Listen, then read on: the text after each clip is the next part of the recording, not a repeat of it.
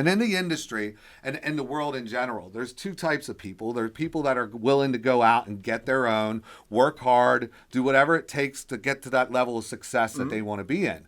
And then there's other people that see people become successful, but they don't have it in themselves to put themselves out there. They don't have it in themselves to want to put them in front of the people and deal with what's going to come back from how they're presenting themselves. They're afraid. They're scared. And when they do that, their only way of getting their way is by crying. It's like a baby.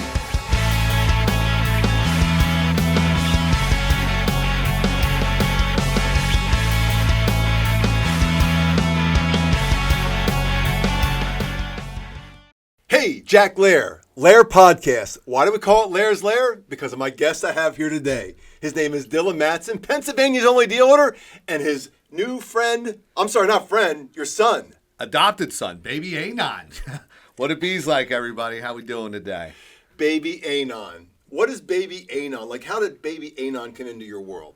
Well, it was a funny story, Jack. I mean, I'm at home after a long day of real estate, ready to unwind, mind my own business. I hear some rustling and fussing out in my front porch, and I'm like, what is this? Oh my gosh. So my dogs are barking, everybody's freaking out, and I'm like, I got to see what's going on. I didn't order any Grubhub, DoorDash wasn't coming. It was past the hours that you would typically get packages and the deer weren't roaming by, because you live kind of in that little area. Yeah, and there was no UPS or FedEx out there. I didn't see the truck. So I go out, and I saw the ass end of a big, large bird. Like, when I'm talking a large bird, I'm talking the size of you and me. Okay, not big bird. No, not big bird. Okay. Stuff that you would like see in fairy tales. Wow. And it just kind of took off, and I'm like, what the hell was that?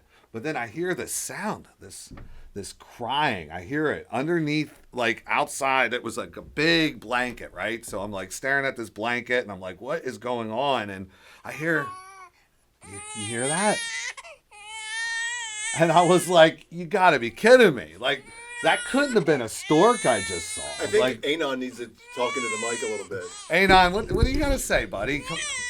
Oh, he's having a hard time here. Let's try to calm him down. You just settle down, baby. It could be the shirt. Maybe he's a little warm. Oh, he was cold when he got down here. I saw him getting little goosebumps on his arm, and I thought maybe we should just cover him up. And especially since we are in the lair, I figured it would be perfect that he would represent a little bit while we're here. So he's represented enough. Anon, are you okay? We'll take it off. Yeah. We'll take it off him. Okay. Very nice. We'll keep your feet warm, though. So basically underneath this rags and whatever the stork dropped off was this baby. So I'm like, okay, well, I can't let him stay outside. No. You know, we got to bring him in. I'm a warm-hearted person. Like, I love human life. I love everything that's in existence. So I was like, we're going to bring him in and find out a little bit more about what this baby is and where he came from. Yeah. So it came and it dawned on me that baby Anon here, and we call him Anon because we don't know. I know he's a boy. Okay, he's a boy. He identifies as a boy. Right. He has boys' body parts and all that other stuff. When we change his diaper. But like baby Anon is a representation of the crybaby. So, and that's where I thought it was more of like a symbolic thing where the baby was dropped off on my doorstep, probably because I am Pennsylvania's only dealer, and a lot of people locally know who I am and what I get involved with, and then with the real estate. And nationally, too. And nationally recognized and all that stuff. So I think that they wanted me to be the person to expose the crybaby and show that a crybaby can be tamed over time.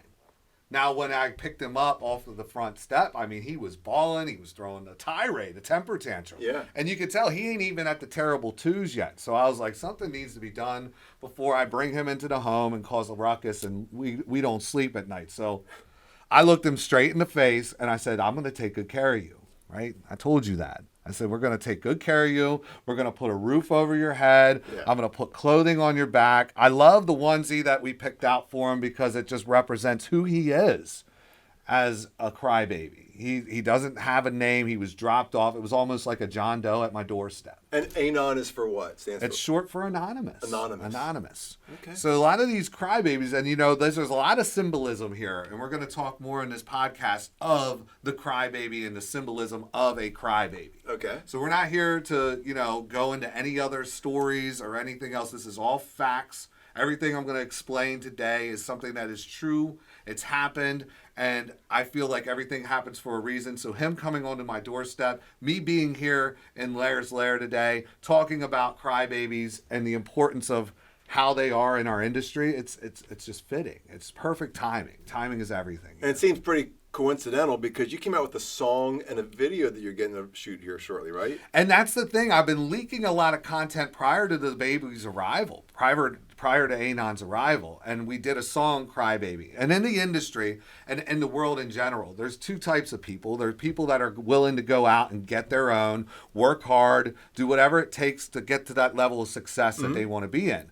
And then there's other people that see people become successful, but they don't have it in themselves to put themselves out there. They don't have it in themselves to want to put them in front of the people and deal with what's going to come back from how they're presenting themselves. They're afraid. They're scared. And when they do that, their only way of getting their way is by crying. It's like a baby, Jack. When the baby, they can't communicate very well. They fuss, they whine, they cry. That's what they do. But if you give that baby what he wants, and he's crying for a candy bar, crying for an ice cream cone, he's going to keep doing it every time if you give it to him. So I told baby Anon when he came in my house, I'll take care of you. But there's going to be ground rules here. Set the rules. You got to set the rules with the crybabies. Because he was bawling. I said, I'll get you clothing on your back. I'll make sure you're clean. There'll be a roof over your head. And when you behave yourself, I'll get you ice cream, Ritas. I'll take you places. We'll go on the swing set. And we'll have a great time in life. But you just need to behave like a good boy should. So that's basically what we're talking about here. And the crybabies is a problem, Jack. There's a lot of them out here in the world. So you wrote this song because of what reason? Like what inspired you? So, in the industry. In the real estate industry? In the real estate industry, okay. Yes. And I mean, people out there that aren't in the real estate industry, they're going to get a lot of relations here. There's going to be a lot of things that make sense to what they're involved with. Okay. So I start producing over and over again, year after year after year. And during that time, when you're building yourself up, people are going to start to follow you. For good reasons, for bad reasons, for every reason in between. You start to gain an audience. And that's why it's an important thing. We need the audience. Exposure, and they say there's no such thing as bad publicity. Any publicity is good publicity. But, with all of my legions of dealiacs that I have in my back now. Dealiacs. Yeah, the dealiacs. My worker bees and the dealiacs. We run a hive operation here. That's what a bee's like. That's just how it is. But I also have a lot of murder hornets, I guess you would want to call them, that want to try to bring me down. And they're over here trying to attack the hive. So I've had a lot of complaints filed on me over the years, Jack. You can become that big target. Yeah, you get a target. And I mean, a lot of it's all petty stuff. It's like when I practice real estate, I hold my ethical duties to my clients as a cardinal. That's number one on my cardinal rules. Yeah, I think that's the one thing I just want to attest to in my experience, because we've done a bunch of transactions together, whether it be with our teammates or us doing some private deals together. I's are dotted, T's are crossed. Heavy compliance. Absolutely. That's my experience. Maybe, and you know what it is, and vice versa. Maybe you're doing other stuff with other people, but my experience is that. And I keep it 100 with every deal, every transaction. But when you start gaining that exposure and you start getting the recognition that other people want, the crybabies want, the trolls, the people that hide behind social media, they're afraid to say how they really feel, but they'll go out of their way to try to jeopardize your growth. So what crybabies are doing, and what they've done to me personally, is they would send complaints to the Association of Realtors, PAR. And I don't like the way he's calling himself this, or I don't like the way he's doing this. And in this industry, every complaint has to be addressed. Yeah. But what it does is it creates a lot of stress for me, because it's time consuming. I have to get my attorneys involved. I have to go out of my way to sit down and explain why I have advertising the way I do. And I have to almost educate these state officials as to how it works. On every single time. Yeah, because a lot of them don't even really necessarily know. They're in the Association of Realtors, but this is also the licensure board, where they address all licenses in the state of Pennsylvania. A lot of these what are they called? The people that look into stuff. There's a word for it. Investigators. Yes. That's the word I wanted to Yep. say. These investigators, they'll investigate cases from veterinaries, from salon owners, barbershops, Cemeteries. cemeteries. It's all under the same umbrella. Exactly. So when they come in to talk, a lot of them don't even understand. So I have to give these investigators an education. Yep. And this is our state money. A lot of this is paid by the taxes. So this is taxpayers' money, and I feel it's going to waste, and I feel that it's petty, that it's the crybabies of the world that make this a reality for professionals like myself. And so I put a song out, and it's going to be a really great example of how to handle a crybaby. And it was like, but I needed a visual. I needed to get a visual too. So it was like one of those things where you create something, but it's not complete until it's complete. And then the stork delivered it. And then the stork delivered it. It's almost like my prayers were answered, Jack. And it came right to the front step. And I was like, oh my God, like this is destiny. And now it's time to really put it out there so the world understands how we're going to handle these crybabies. And hopefully crybabies out there see this and be like, well, I don't want to be that person anymore. I don't want to be the crybaby. Because a crybaby won't always get his way. He can cry all he wants, but that doesn't mean he's going to get his way all the time. The only way you're going to get your way is if you're out there making and paving your way. That's how you get your way, Jack. So it's interesting that, again, I just go by my experience with Dylan is that, like, we have a friendship, but I see you working with others. I see you work with folks on our team and other folks that I have relationships with, and you really go in with a collaborative mindset. Like, I definitely see that. And, like, some people on the outside looking in go, it seems like he's always opposition-minded, or he's always doing these types of things. And I think, you're a very high producer. Like, last year, how many houses did you sell? Sold 154 Yeah, and I think you were number 9, top 9 in Caldwell Banker in North America. units sold. And I don't know how many actual agents there are in North America, Coldwell Bankers. Well, there's more than 9. There's more than 9. So you weren't last place. I mean, we have 60 in our office, so there's probably more than 60 too, I would think. Well, I get to see your numbers, and you do better than probably every team that's in the local market in multiple locations within CB, right? Exactly. And you got to remember, Jack, as well, it's just myself, and I have one administrator. Yeah. Like one admin. Yeah.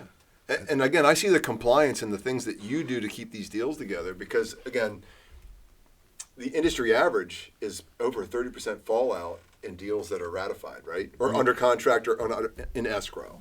And it's important. It's the communication that you have with not only the clients, but the agents that you're working with and establishing that connection. It's huge.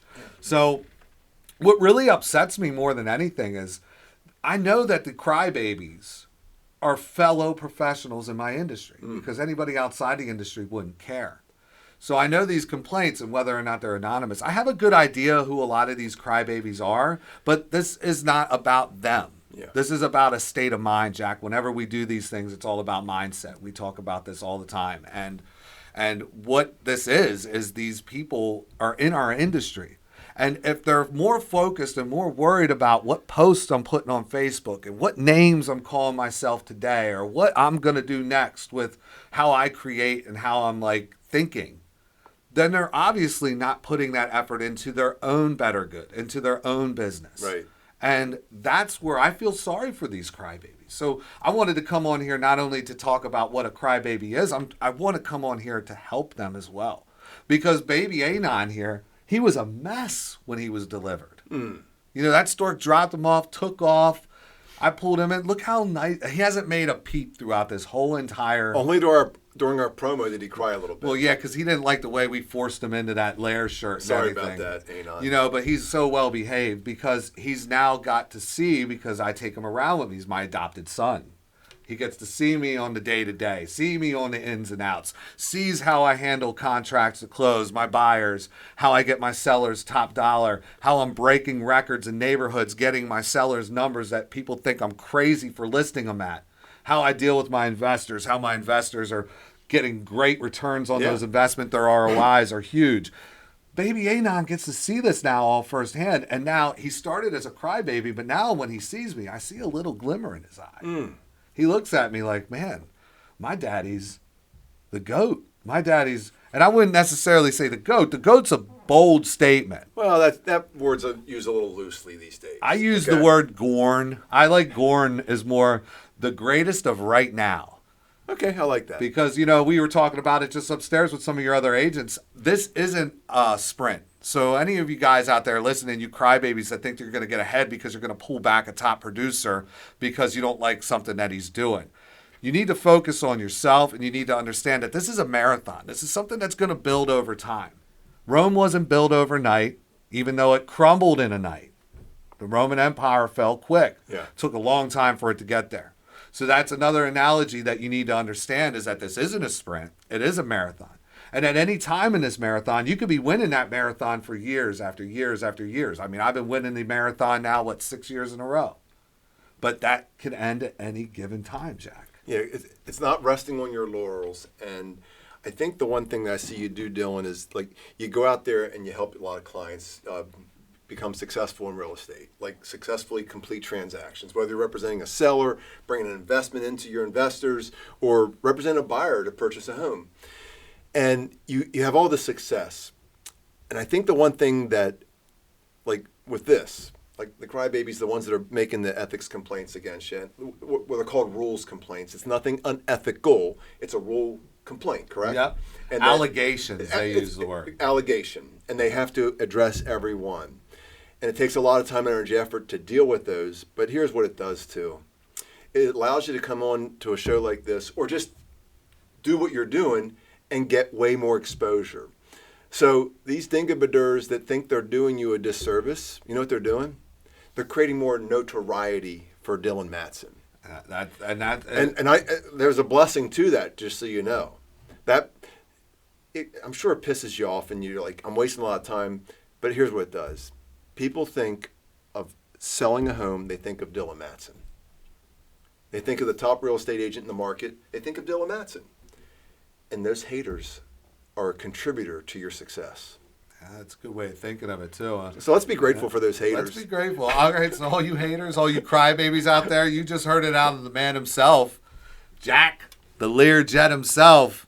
Thank you. Thank you. All the haters. I'm going to wave to you guys out there. Well, I mean, I think there's even somebody that's like a big-time hater of yours that's promoting you on social media within a big influencer. Yeah, I've been seeing a lot of that stuff too. And it's like funny. I get people sharing these posts because I'm so busy. Yeah. I don't even get the time to look at half of the stuff that's going on my social media pages. Let's help this gentleman get some more followers. What's the name of this person? Oh, we saw it. So I shared it on my social media page. We saw it. Mr. Gordo Loco. He was on there. He was putting some stuff out there, pictures, posing with the dealer license plate, wearing my sunglasses. And, we kind of have an idea who puts these people onto that. But at the same time, I'm happy with it because I'll share it. And all it does is it creates a buzz. The more people, the way social media is set up is that if people are seeing posts to other people and it's related and you're sharing those posts and people are reacting to those and if your name's getting shared there in any way, shape, or form, I noticed an uptick on everything that I had on Google, YouTube, Twitter, Instagram, Facebook. I started seeing upticks on everything. I think it's beautiful. Somebody is paying to promote you and they think they're trying to dish you. Mm-hmm. I mean, I'd be super grateful to that human. I am. And I want to thank you for that too. The human out there that's doing that. Thank you. Thank you so much. I think it's beautiful stuff. Like all you're doing is helping Dylan become way more successful and way more known. And it creates what people don't understand about me. I was an artist before I got into real estate. Yeah. I was a musical artist. I did hip hop. I was also an artist that did ceramics and painting. I went to art school. I'm a creative thinker. Yeah. To be a solid artist, an artist is in the state of your mind. You got to be creative. You put yourself out there, and you need to get things that are going to intrigue you. They're going to get you an influence to come out and produce. You need that spark to get the juices flowing. Yeah. So what these crybabies do and all this stuff that happens, it gives me the element that I need to get out there and to create and to come out with some new content.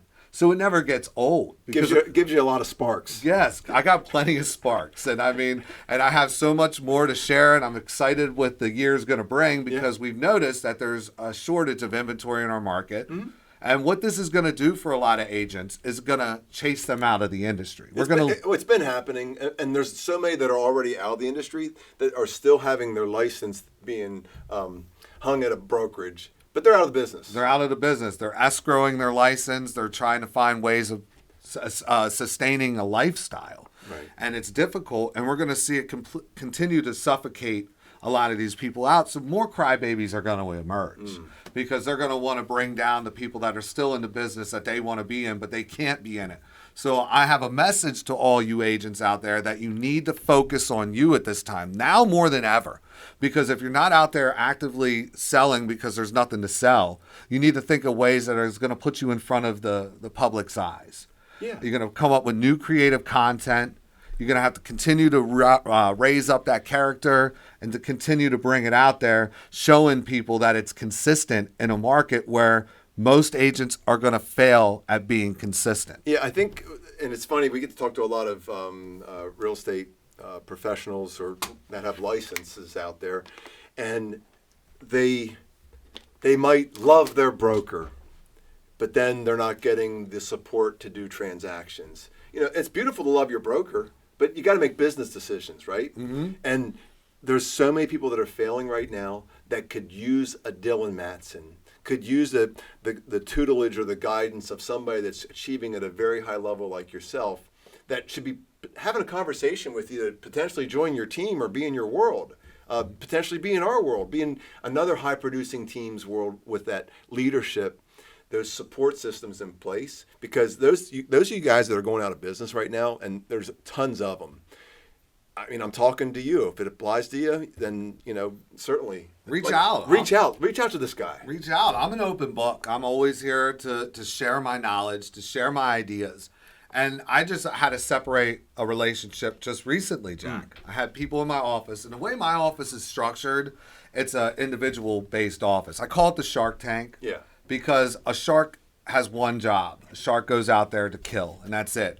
So I bring in agents who I feel have that desire to be somebody bigger, and they have that larger-than-life mentality, and I bring them into my world, and I teach them all the nuggets of how I obtain the level of success I have in a short period of time. Because granted, for those of you watching out there and listening, I've only been in the business for 6 years. And in 6 years, I've sold over 700 houses. And in 6 years, I was able to get to the top 10 in my brokerage in North America. So, I mean, I'm obviously doing something right. Definitely. And to have them in my world and sharing all this stuff, I feel like they should be elated. They should be in a world like, oh my God, I'm getting all this from the man himself that paved the way for agents like myself to come out here. Because when I got into the business, I was one of the original pioneers on social media. You were? And you still are. And getting in front of the camera and doing what people said shouldn't be done in our industry because that's not a professional way of handling yourself. I remember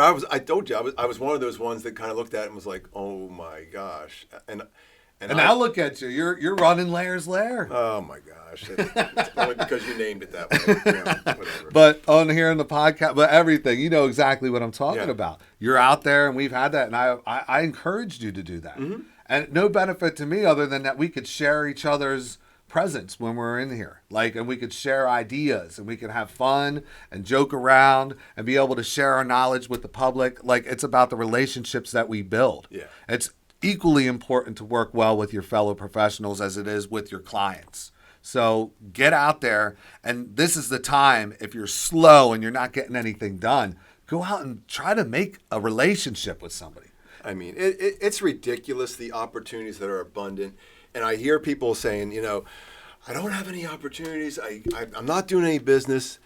I mean, like our team, we're Zillow Flex. We got crazy amount of opportunities. We're one of the top performing teams in the United States. And we just had our meeting with our Zillow Flex growth leader. And he said, you guys are at such a high level of achievement that we're giving you additional zip codes. We're giving you additional opportunities. It's the same thing in Dylan's world. Dylan has all these daggone opportunities, and you're failing in business, and maybe because you're lacking the systems, the processes, the leads, or something in your world that's preventing you from achieving. They should be reaching out to you right now. Reaching out. And then when to go back on the story where I let the guy out of my office, it was, a hungry agent, young agent, took all the advice I was giving him, took all the nuggets I was giving him, ran with it, but I don't think he respected it. I don't think he appreciated it. Yeah. And I saw that because there was a couple incidents where I had a client pretty much stolen right out from underneath me. I had another thing. And to me, I just take that, okay, you got to cut and keep your circle small.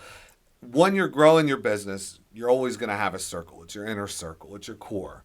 And entities are going to come and go out of that circle. Jack, you've been in my circle for a very long time. I trust you. I know that if I'm dealing with Jack, I'm dealing with Jack. And we've had a very successful career over the last 5 years because of that. Right. But I let other people in, and I have to cut them quick. So this is an advice if you are running a team structure or you do allow people within your circle, the moment you catch wind that they're doing something that doesn't gel with how you operate, you got to cut the cancer out. You got to cut the cancer out right away. Cancer, if it's detected early, it's not really a big deal. It's scary, but most of the time you'll survive if it's caught soon enough. Yeah. But if you let that cancer flourish inside there, it grows, it goes to other parts of the body, and then it just can't be controlled anymore. So the first chance you get, the first you look, you see it, and you know that there's something, a parasite in your circle, you got to cut it out. You got to eliminate it. You got to terminate it.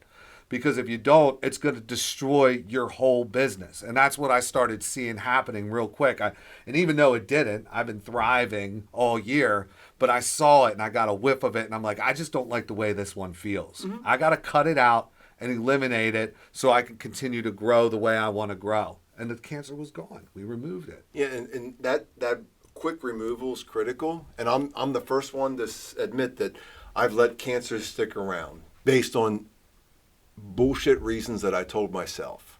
And whether it was production, because here's the thing, even if the dollars are there, if you leave the cancer fester, here's what happens.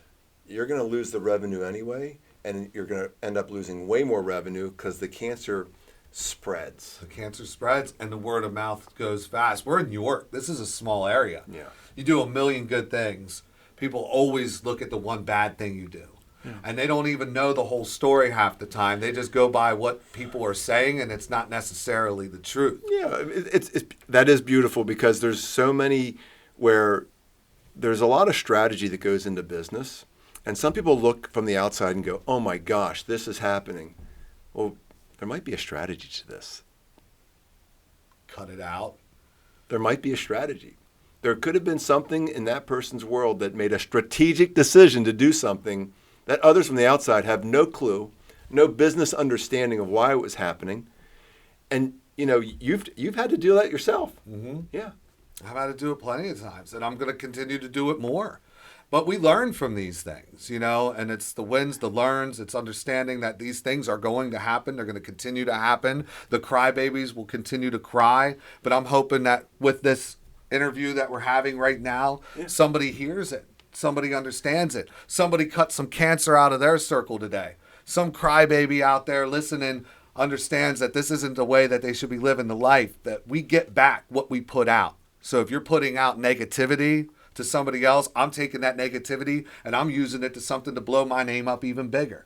It's not a piss and moan session. It's a growth opportunity timing. So we're making comments that are talking to others because it's not just business, it's also personal relationships. And there's times when you got to cut the cancer or cut somebody out of your world that just isn't matching up.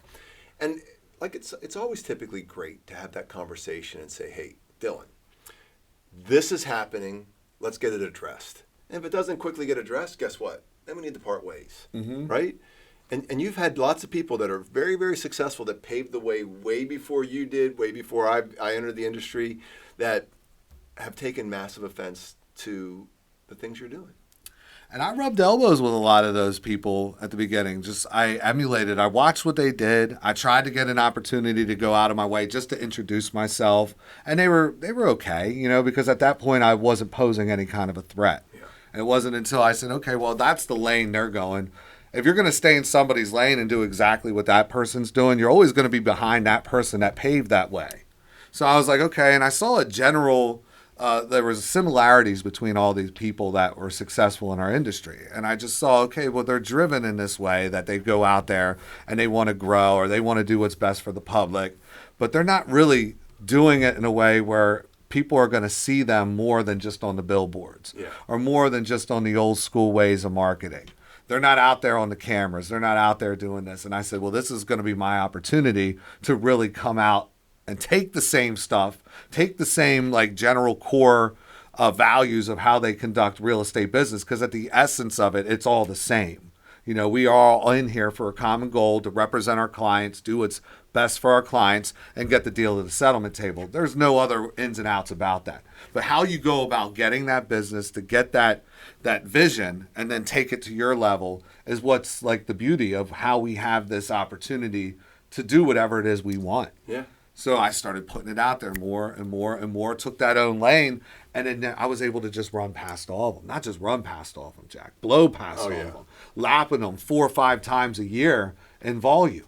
Yeah. You know, the average real estate agent does about 20 deals a year. Whoa. That's way high. Is that way high? What is the average? That's way high. What? Out of the 1.6 million, how many do you think have done zero? I wonder, what is that number? I never looked. I mean, I get different stats from Keeping Current Matters. I get from Tom Ferry. So I hear different variations of the statistics. You hearing this, Anon? There's a lot of people that don't sell a single house. Yes, and there's so many that sell 1 or 2. And that's the majority of agents of about 1.6 million. 0 to 2 homes. That's insane. So to put that into perspective, I sold 154 houses in 1 year. You've put before you did you put 120 agents out of business. Just yourself. Lapping them. And that's the way it is. I always think it's better, like in About the Circle, quality and quantity. It's always better to have quality than quantity. And I'd rather keep 4 quarters in my circle than 10 dimes. So, you know, it's all about having that core, those people within your circle. That's where you're going to see yourself grow to like these heights that you never thought possible. Not trying to pull them back, not by crying your eyes out, not by throwing complaints out there, because now you guys are just going to get another visual from Pennsylvania's only dealer from that. It's interesting. Like I get to see, because we have teams in different locations, and we get to see the like some trends that happen right now. And we're seeing a lot of people leave the industry no matter what. But I see people like making a transition to like the bougie brokerages or upscale. Yeah. And guess what happens? And I always say this, like we have this mentality, and especially in the real estate world, the grass is always green at the other side. And it's typically because there's something wrong with their septic system, and that's why the green looks so lush. The grass is lush because of a broken septic system. Grass is greener. Mm-hmm. And these folks are looking and going, oh my gosh, yeah. And when you bring the same human into a different situation, guess what? I'm still bringing the same human to a different situation. Mm-hmm. You think it's going to change because of where you went? No. It needs to change here. And then up here. Like with yourself, right? It needs to change with who you are as a person. It needs to change up here, because if you're one of those people out there that are continually making excuses for yourself in your non-production, and they feel like the reason why I'm not producing or I'm not performing where I want to be is because I'm not in the right place. I'm not getting the support that I need. Poor me. Woe is me. I'm going to go over here and this is going to be a better opportunity for me. But it's not that. You're going to go there with that same mentality. And that mentality is going to continue to pull you back. It's not until you look at yourself and take ownership of your faults. I'm not perfect, Jack. I had plenty of wins in my life. I had plenty of losses, but I don't look at them as a loss. I look at them as a mistake that I made that I needed to learn from. And I have my flaws. We all have our flaws. And when I look at myself in my reflection, I see a flawed human being. Mm-hmm. But I also see somebody that's going to get up every day and give it 100%, not listen to what these people have to say. If you're going to put negativity in my direction, I'm going to take that negativity, manifest it into something that's going to generate more clout, more mayhem, more steam for me to go out so I can pollinate more, because I look at myself as a bee. That's why you see the bees. I'm buzzing. I'm out here. I got to pollinate. So I got to get out there, and this is going to give me more juice, more fuel that I could get out and reach more people more flowers, more clover, more dandelion to bring more pollen back to my hive and create more honey. You attract more bees with honey than you do with piss and vinegar. You do. So if you're out there bawling your eyes out, pissing and moaning, you're going to just push everybody away. Filing ethics complaints against Dylan. Filing ethics complaints against the dealer. Yes, yes. You're going to end up getting yourself in a really bad place because karma will find you, my friends. I find it funny. Like, there's so many different things that when we talk here, I remember we were heavy into the short sales and just like crazy amounts of short sales. And then every time we did a short sale, there would be an agent locally who was negotiating and doing short sales herself, and she would always file an ethics complaint against every listing. And it wasn't just our short sales. It was a couple other people that were doing a lot in the local market. That's a full-time job, that sounds Full-time like. job, didn't make shit.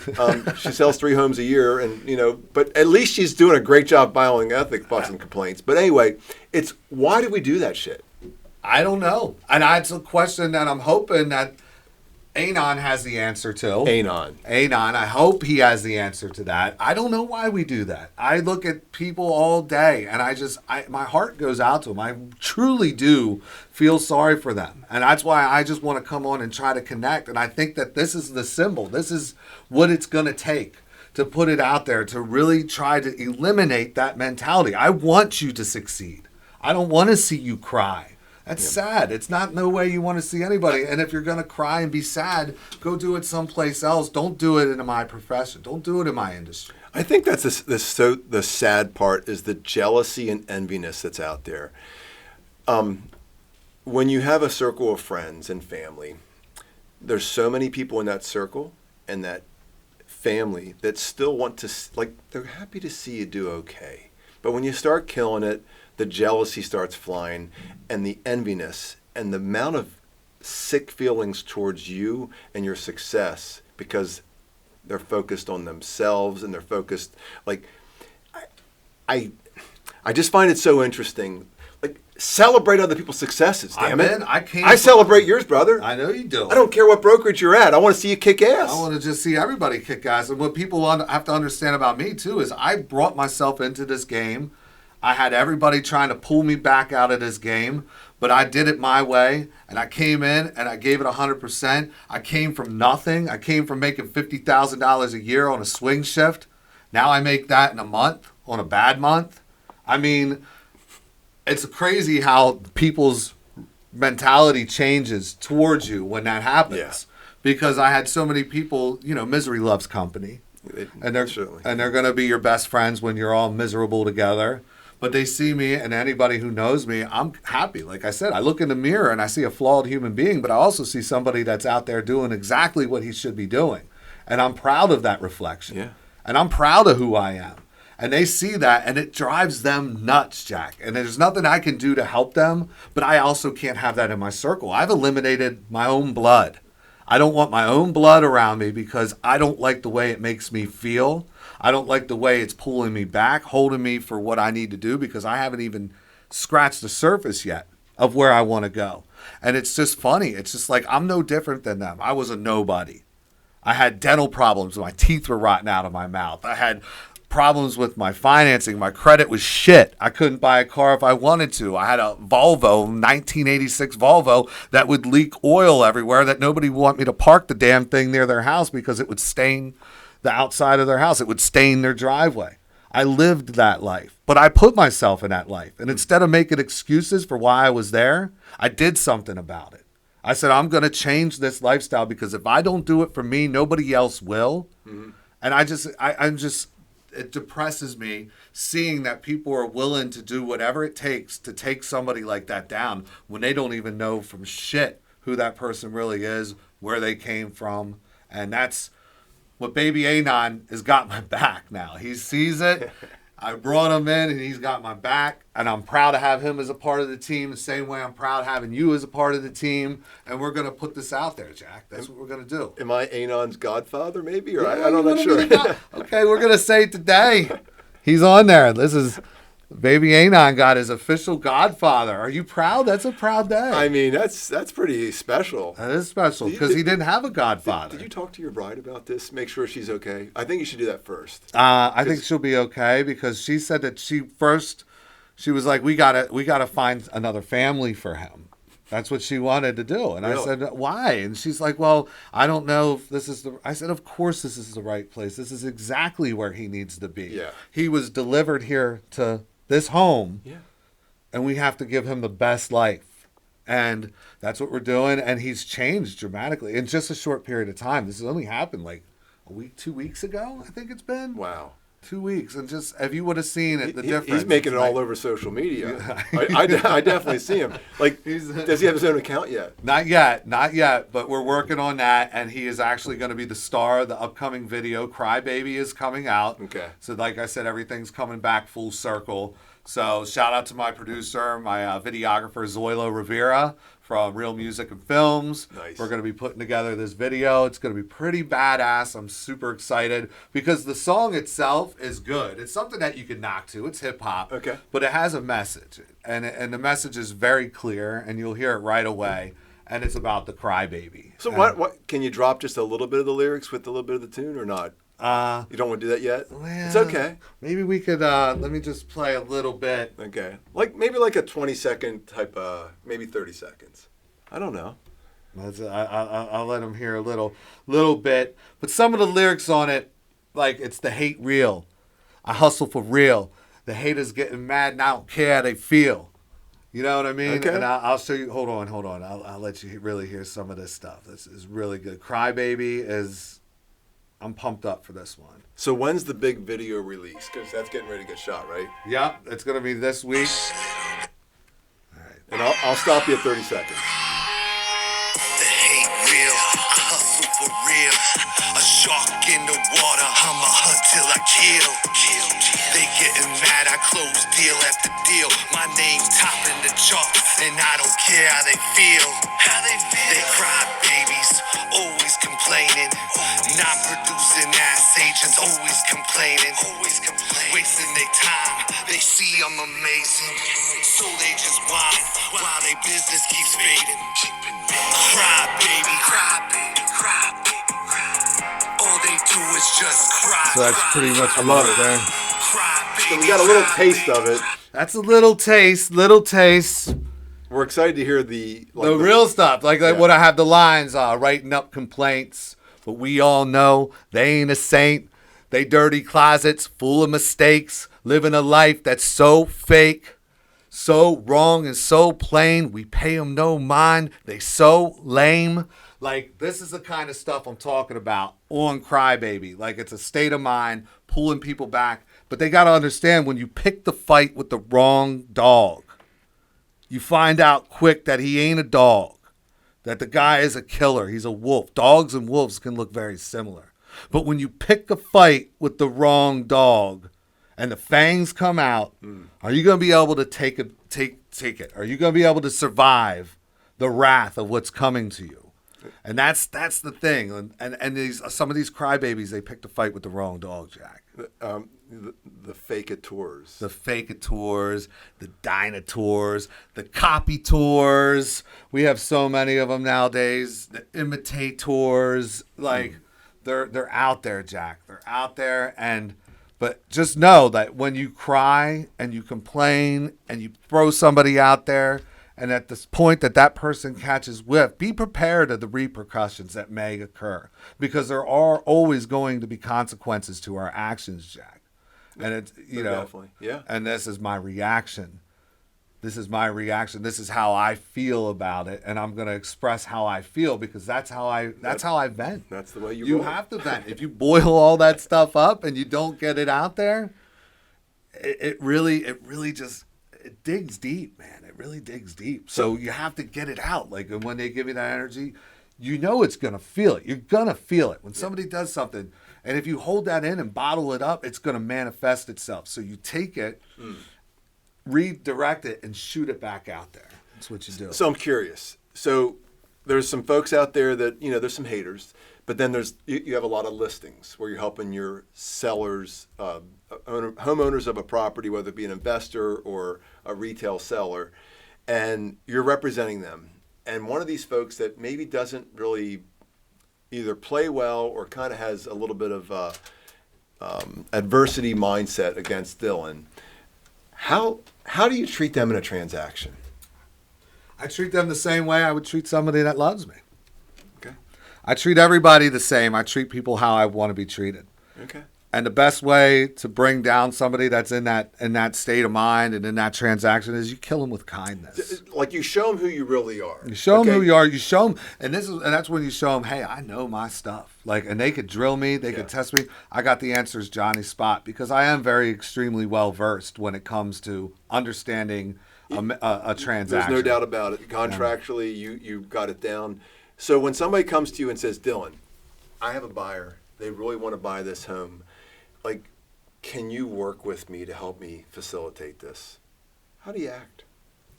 I hear them out first. I'm like, well, what's the reason why? You want to, what are you thinking here? Let's talk this first. I want to hear what your idea is. Because obviously you have the fiduciary responsibility to your seller, but you want to make sure it's a good... I got to make sure. If it's even worth a discussion. I want to hear what you're even what you're throwing at me. Yeah, and I just want to make this very clear. This is not about not presenting an offer, because he does. I present all offers. No, you have to do that. Sometimes these are just verbal. Yeah, There's a lot of offers that aren't ever drawn up. Yep. There's a lot of offers in transactions that it's just discussed verbally, and whether or not it's going to make sense or not. I just had one recently where they came in and they were like, Dylan, there's something I need to do, and I was like, okay, well, what are you talking about? Well, I know you're listed at 380. My buyer's only approved at 350, and we need $20,000 in seller. So you're selling it for 320. I said, so I'm basically 330, yeah, 330, and I'm listed at 380. So basically, you're shaving $50,000 off of the top. Before I go and have you waste your time and get your clients excited, I'll say something to my seller, but I can guarantee you what he's going to say right now. It's only been listed for a week. At least, that's the important thing, is that agents are not making those dag-burn phone calls. Some are just writing it up. And they're writing it up and they're just sending it over, and they aren't even checking to see if it was received. Because they know it was a crap offer. Well, they know it was a lowball. They're super afraid. And they're afraid, and they know that it's going to, some people may or may not, they'll find it offensive, most likely. So they'll just send it out, and then they don't say nothing. They're like, oh, it's and these new agents, and we've seen a lot of them come into this industry over the course of the last couple of years. And I think communication is key. And I work with some other agents, and I had discussions with seasoned agents. I'm seasoned myself. Yeah. And if I have a buyer that's willing to make that kind of, have your facts presented. Why are you going to give them that offer? Because sometimes sellers could be a little over the top with what they want to get back. Sometimes their listing agents aren't seasoned enough to explain what a house is actually worth. Bless you. I got 3 more coming. But yeah, I sneezed. Sorry about that. But yeah, so sometimes the listing agent will let their sellers run all over them too. So, it's important to say, okay, well, have your facts straight. If you're going to come to me with a lower offer, why? Mm-hmm. Why? So I have a case that I could at least present. Yeah. Because then if there is a logic to what you're saying, if you're just going to throw a low ball for the sake of throwing a low ball to make your client happy, that's not really representing your client. It's more important to having that discussion with the realtor as to why they want to offer that and why you feel that it's not being unrealistic. We have to have realistic goals and realistic intentions in this business. That's why the first 4 letters as to what we do is real. This is real estate. Have a real conversation with your professionals. This is what's really important. Yeah. And I think a lot of agents, I think it's the brokers got overwhelmed when they had all these new agents. I mean, Christ, I just saw the new picture on Rayak. There's 30 some new agents coming into the business right now. What are they going to do? What are they going to sell? And how are they going to communicate? What's the broker going to do? Is the broker going to be able to communicate and relay the message to each and every one of those on how to communicate with fellow professionals? Bill, we are in a subscription-based business. I'm not, but the industry is. Yes. They want bodies to pay for monthly fees, and they want your data. That's where they're making money on the ancillaries. They're not making money. Most brokers are going broke, okay? And they want bodies. I heard that. Yeah. Most brokerages are going broke. But, I mean, what's good at having all these realtors coming into your brokers if they can't They sell? just want the monthlies. There's so many brokerages that just want the monthly fees, and they're losing their ass. They're paying these high salaries to these, managers to recruit bodies. Yeah. So here, I'm going to go out on a limb right now and just say something here. Let's go. So I'm growing my team with successful agent count. Here's what that means. People that are going to produce. Like I'm going heavy on agent attraction to grow our team.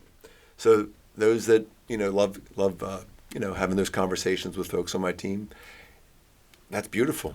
Quantity is never going to outweigh quality. I want quality with quantity. So I'm going to go for a decent size of an agent attraction team. I'm bringing them onto our team. We have the systems and processes, crazy amounts of opportunities. And that's the other thing, too. Like, this isn't about me. This is about Dylan, really, today. And Dylan, like the people that should be reaching out to you, because there's so many people leaving the industry. And those 34 that went through RAAC or whatever and got their license, most of them are already out of the business. And I want them to talk, and that's why I say, talk to me. I have agents all the time. They come up to me. They pull me aside. Hey, I see you on social media all the time. I look up to you. I'm a big fan, blah, blah. And I'm like, great. You're one of the reasons that inspired me to get into this business. Awesome. Do you have any advice that you could give? And I hook them up. I'll give them anything like, so what's your goal? That's the first question you always ask. Where do you see yourself? And if you can't answer that question, that's the first thing that you need to come up with the answer for. Why are you here? And where do you see yourself? And then once you get the idea, because I came in with a vision. I came in, I knew exactly what I needed to do. You're Every move, unique, though. You're not like everybody else. But it can't be duplicated the same way, but it can be put in a way where they're going to see themselves doing more than the person that's over there uncertain. They're just walking around, wandering around aimlessly. You need to have a direction. Where do you see yourself? Where are you going to put your feet? What are you going to do? So that, for any new agent watching, if you see me, confront me, ask me a question, that's going to be the first thing I ask you. If you have the answer to that, we can talk some more. Most definitely. I want you to, not leave the industry. Connect with the Dylan Madsen. He'll help you. I'll help you. Connect with Dylan, and my goodness, you're there to help. And even if it's just some guidance, or they could be a good member for your team. Who knows, right? You never know. Or your team. I can meet somebody, and if I want to continue to be an individual agent, I'll just continue. But if I find somebody that I think, hey, I know a guy that I could steer you in that direction. And I'll send them your way, Jack, because I know what you expect, and you are very openly welcoming agents all the time, but you do expect them to go out and perform. Yeah, there's no bullshit here. Yeah, exactly. And there's nothing wrong with expecting that out of your agents. Yeah. But they need to have an idea as to where they want to be. That's on them. If you want a bougie brokerage or something that doesn't hold you accountable, there's tons of them out there, right? Believe me, tons are more than I could shake a stick at. I always say. I mean, it's just ridiculous out there. So. It is. It really is. Yeah. But as always, Jack, I appreciate you having me on this show, buddy. I appreciate it. I appreciate these talks. I appreciate you inviting Baby Anon. I know that Baby Anon, he could be a lot sometimes, but as soon as I bribed him with Rita's Italian ice. Oh, my gosh. Rita's water ice. Some people call it Italian ice. Some people call it water ice. But as soon as I bribed him with some Rita's, it was amazing. It was I'll tell you what, he was so well behaved today. I'm super grateful for Anon, short for Anonymous, to join us today. I'm always grateful for Dylan Madsen, Pennsylvania's only dealer, number 9 CB units sold. Is it worldwide? Or it's U.S.? It's North America. North America. So, Canada, United States, and Mexico. Dagburn, man. It's a lot of people in that area, and there's a lot of Coldwell Banker offices. Like I said, I don't know the exact number, but I'm sure there's quite a few. Yeah, you're number 9, and there's way more than 9 agents. So that's good news. You're pretty high up there. And then Baby Anon, I want people to know he's changed, and he's given up his crybaby ways, and you could too. Again, if this resonated with you, please like, subscribe, share, comment. Make your day great. Dylan Madsen, thank you, brother. Thank you. I'm going to feed the baby.